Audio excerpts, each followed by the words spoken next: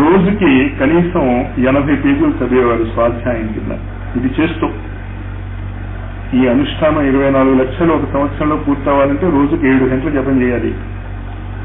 6667 గాయత్రి మంత్ర జపం ఒక రోజు జరిగితే ఒక సంవత్సరంలో 24 లక్షలు అవుతుంది.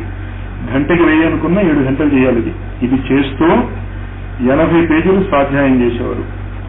ఎలాంటి పుస్తకాలు? మామూలు నవళ్ళు, పత్రికలు అవి అయితే అలా చదివి అలా పారేస్తాను, గుర్తుండవు. ఆయన చదివిన అలాంటివి కాదు. వేదాలు, ఉపనిషత్సు, వాటి వెనకాతలు ఉన్న రహస్యాలు. అవి కాకుండా బ్రిటిష్ ఫిలాసఫర్స్, అమెరికన్ ఫిలాసఫర్స్ వాళ్ళందరూ రాసిన పుస్తకాలు కూడా ఈ 24 సంవత్సరాలు, రోజుకి 80 పేజీలు చొప్పున. మరి 24 సంవత్సరాలు ఎన్ని పేజీలు అవుతాయి ఊహించుకోండి. అంత చదివారు ఆయన.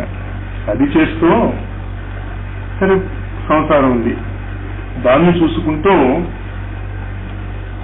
ఈ స్వాతంత్ర సమరంలో కూడా పాలు పంచుకున్నారు ఆయన. మహాత్మా గాంధీకి వీళ్ళకి చాలా క్లోజ్ గా ఉండేవారు.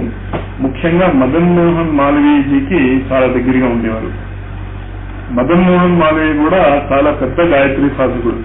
అతను బెనారస్ హిందూ యూనివర్సిటీ స్థాపించేటప్పుడు 1,25,00,000 గాయత్రి మంత్ర జపం చేయించి అప్పుడు దానికి శిలాన్యాసం చేయించట.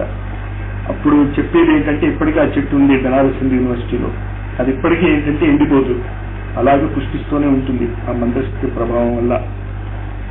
వాళ్ళందరితోనూ కలిసి ఇదంతా చేస్తూ ఈ అనుష్ఠానాలన్నీ ఆయన పూర్తి చేసి తన 56వ ఏట 40వ ఏట మథురలో సహస్రకుండే గాయత్రి చేయించి ఈ గాయత్రి పర్వాన్ని స్థాపించారు. అప్పుడు ఆయన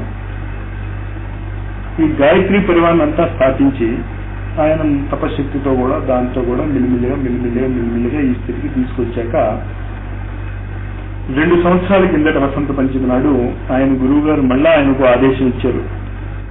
ఆ ఆదేశం ఎలా ఉంటుంది అంటే, సాధారణంగా గురు శిష్య సంభాషణ ఈ మాటల్లో ఎప్పుడు జరగదు. సాధారణంగా మన పరివారంలో కూడా చాలా దగ్గర సంబంధం ఉన్న వాళ్ళతో మనం ఎక్కువగా మాట్లాడక్కర్లేదు, మనం ముందే తెలిసిపోతుంది వీళ్ళకి ఏం కావాలో.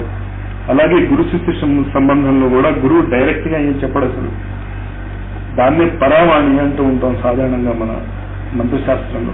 పరావాణిలో ఆయనకు ఒక దృశ్యం కనిపించింది 2 ఏళ్ల కిందట వసంత పంచమి నాడు. 5 వేళ్లు లక్ష అనే శబ్దము, చేతికున్న 5 వేళ్లు లక్ష అనే శబ్దము వినిపించింది ఆయనకి.